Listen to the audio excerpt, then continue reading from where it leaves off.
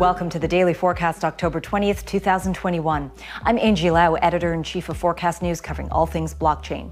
Well, the first Bitcoin futures ETF in the U.S. had a spectacular opening on the New York Stock Exchange on Tuesday, with around $280 million worth of shares in Proshares Bitcoin Strategy ETF traded within 20 minutes.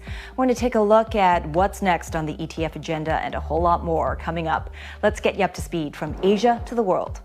First up, Proshares ETF knockout opening continued in that same fashion, with trading volume approaching $1 billion by the end of the day.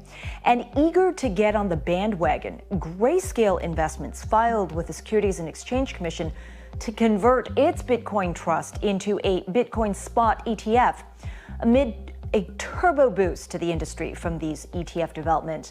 As of the time of this recording, Bitcoin inches ever closer to an all-time high.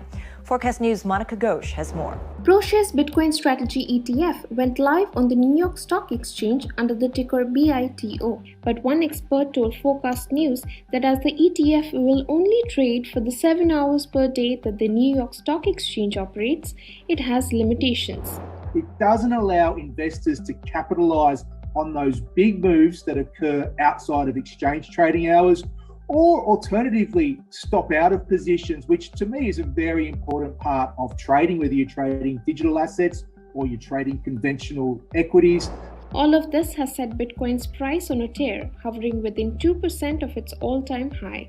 The price was at just under $64,000 Wednesday, midday Asia time. Jonathan Miller of KRAKEN says a combination of factors have benefited the cryptocurrency this year. More general awareness, security, easier pathways onto crypto.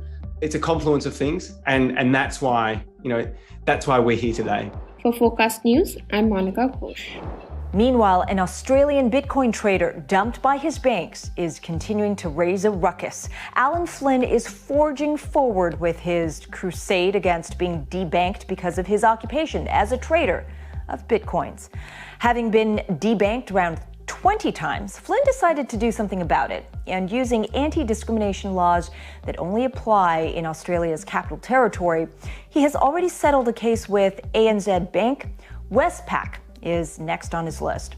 Forecast News' Lachlan Keller has more from the man and the saga from Melbourne, Australia. Alan Flynn started Canberra Bitcoin, offering managed transactions on an escrow platform in July 2017. But he ceased operations in December 2019 as his bank accounts kept being shut down despite his business being lawful. Tired of the hassle and customers losing trust in him, he set out to find a solution. That appeared in the form of the ACT's 1991 Discrimination Act, which considers a profession to be a protected attribute unless discrimination is reasonable under the circumstances. Flynn settled his case with ANZ before it went to tribunal, and his hearing with Westpac is set to begin on Thursday. Debanking's also on the agenda for the Australian Senate Select Committee's inquiry into fintech regulation. But Flynn told Forecast News that while he was heartened by Senator Andrew Bragg saying policy will be implemented, he is cynical over what it will achieve. We're 6 years down the track. Debanking is still an issue.